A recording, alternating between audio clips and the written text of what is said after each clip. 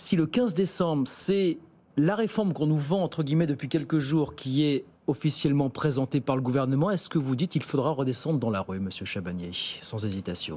Alors sans hésitation, il faudra descendre dans la rue si c'est la réforme telle qu'on l'entend ou qu'on la lit dans la presse aujourd'hui. Alors c'est-à-dire avec un âge de départ à la retraite à 65 ans? Alors aujourd'hui, on entend l'âge de départ à la retraite à 65 ans, même si c'est pas complètement bouclé, parce qu'il y a encore des négociations cette semaine. C'est d'ailleurs ça qui est très embêtant. C'est la méthode est quand même incompréhensible. On a des annonces dans la presse, on a l'impression que tout est bouclé. Or, il y a à peine cette semaine le début du cycle 3, qui est justement le cycle sur trouver les solutions pour l'équilibre, et donc la discussion de l'âge. Donc vous n'avez pas vu la Première ministre encore, vous, hein? Donc non, pas encore. Moi j'ai rendez-vous. Alors je devais avoir rendez-vous ce soir et ça a été reporté à jeudi matin. Il y a encore même des syndicats qui terminent leurs auditions du cycle 2 sur la justice sociale. Donc vous voyez, qui n'ont même pas encore débuté le cycle 3. Et déjà, on nous fait les annonces à travers la presse. On nous dit que le 15, il y aura les annonces définitives.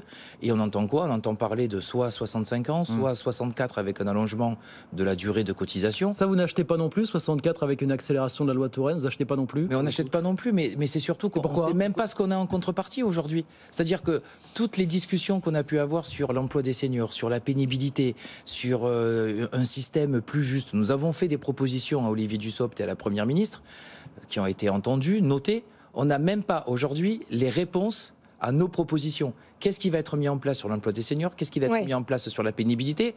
Et la seule annonce qu'on a, c'est... Par contre, l'âge, ça sera 65 ans ou 64 avec plus de trimestres.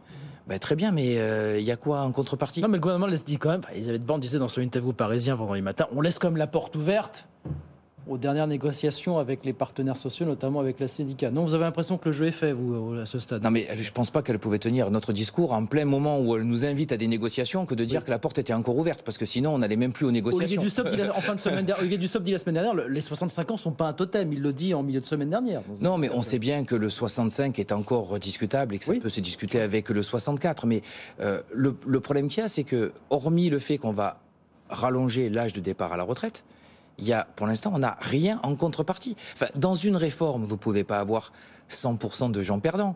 Dans une réforme, ça ne peut pas être simplement une question financière. Il y avait, je vous rappelle, une question de justice sociale qui était la question prioritaire. Qu'est-ce qu'on a aujourd'hui sur le volet justice sociale?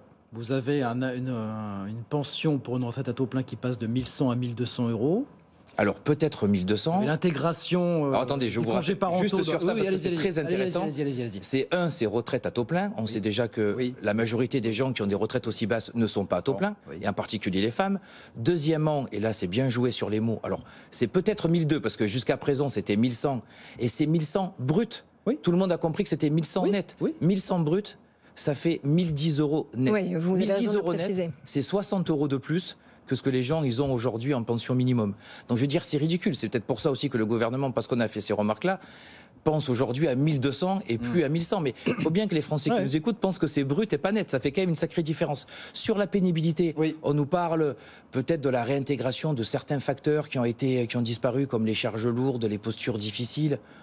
Bon, peut-être, on n'a toujours pas de réponse d'ailleurs, mais c'était pas ça la vraie réforme sur la pénibilité. Si c'est pour recréer l'usine à gaz du compte pénibilité d'il y a une dizaine d'années, c'est peut-être pas la peine, effectivement, on peut se donner un petit peu plus de temps pour y réfléchir, non? Mais on pouvait se donner un peu plus de temps, et puis quand c'est qu'on va réellement parler de la pénibilité? Quand c'est que réellement, les 15, 20, 25% de Français qui ont les métiers les plus pénibles vont réellement partir tôt? Aujourd'hui, ce ne sont pas les Français qui ont les métiers les plus pénibles qui partent le plus tôt à la retraite. C'est pour ça d'ailleurs qu'on souhaitait une réforme du système de retraite. Mais ça ne va pas changer. On voit bien d'ailleurs, et puis en plus, c'est parfaitement injuste quand même pour les gens du privé. On voit qu'on a la clause du grand-père pour les régimes spéciaux, donc ça va se faire progressivement. Il y a d'autres régimes aussi où ça se fait progressivement. Par contre, les salariés du privé, encore une fois, eux, c'est application immédiate au 1er juillet. Alors on nous parle... Première classe d'âge, attention. Première classe d'âge, on nous parle de 61, que dès le départ, ça serait 4 mois supplémentaires. Peut-être qu'on pourra... Peut-être là où la porte est ouverte, qu'on pourra négocier, que ce soit peut-être pas 4 mois directement, que ça se fasse de manière un peu plus progressive. Mais il n'y a pas de contrepartie.